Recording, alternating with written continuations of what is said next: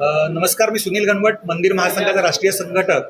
आज नाशिक या ठिकाणी एक महत्त्वपूर्ण विषयावरती प्रेस कॉन्फरन्स घेतली, ज्याच्यामध्ये महाराष्ट्र मंदिर महासंघ, विश्व देवस्थान समिती, नाशिक जिल्हा विश्वस्त समिती, काळाराम मंदिर आहे, त्याचबरोबर या ठिकाणचं गोमय हनुमान मंदिर आहे, बाकी आपलं लक्ष्मण मंदिर आहे, अंजनेरीचं आपलं हनुमान मंदिर आहे, मुक्तिधाम मंदिर आहे. सर्व मंदिरांनी प्रातिनिधिक स्वरूपात एकत्र येऊन एक पत्रकार परिषद घेतली आणि मागणी केली आहे की महाराष्ट्र शासन जो येत्या पावसाळी अधिवेशनात प्रस्तावित महाराष्ट्र इनाम निर्मूलन प्रारूप अधिनियम 2026 आणते, ज्याच्यामध्ये मंदिरांच्या मालकी हक्काच्या असणाऱ्या जमिनींवरती गदा येणार आहे.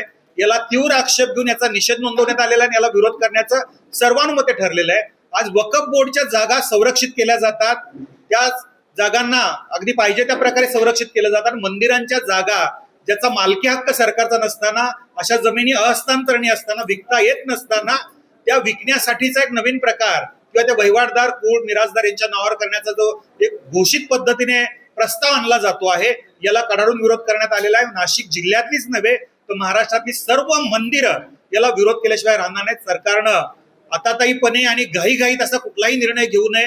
5 जून पर्यंतची दिलेली मुदत वाढवून दिली पाहिजे. फक्त विभागीय आयुक्त कार्यालयात न ठेवता ते अगदी तहसीलदारांपासून फारकती नोंदवल्या पाहिजेत आणि या कायद्यानुसार जिल्हाधिकाऱ्यांना जे सर्वाधिकार दिलेले आहेत आणि मंदिरांचा मात्र विचार करण्यात आलेला नाहीये. आज देवस्थानांच्या जमिनी जर अशा कोणाच्या नावावर करण्यात आल्या तर देवस्थानांचा कारभार कसा चालणार?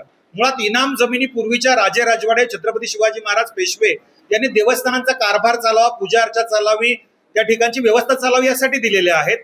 राजांनी दिलेल्या जमिनी सरकार काढून का घेतंय? बरं, ह्या जमिनी काढून घेतल्यानंतर मंदिरांचा कारभार चालणार कसा? या जमिनी अन्य धर्मीयांच्या आणि मुसलमान आणि कोणाच्या नावावर झाल्या त्याची जबाबदारी कोण घेणार आहे? त्यामुळे ह्या मंदिरांच्या जमिनी ज्या आहेत त्या संरक्षित केल्या पाहिजेत आणि वहिवाटदार, कुळ, मिराजदार यांच्यासाठी सुद्धा सरकारनं विचार केला पाहिजे. त्यांना मानधन सुरू करावं, त्यांना कर्ज मिळत नाही, कर्ज द्यावं. आम्ही ती मागणी करतो मंदिर महासंघाकडनं, परंतु अशा जमिनी कोणाच्या नावावर करता कामा नये, त्या देवस्थानांवरतीच असल्या पाहिजे.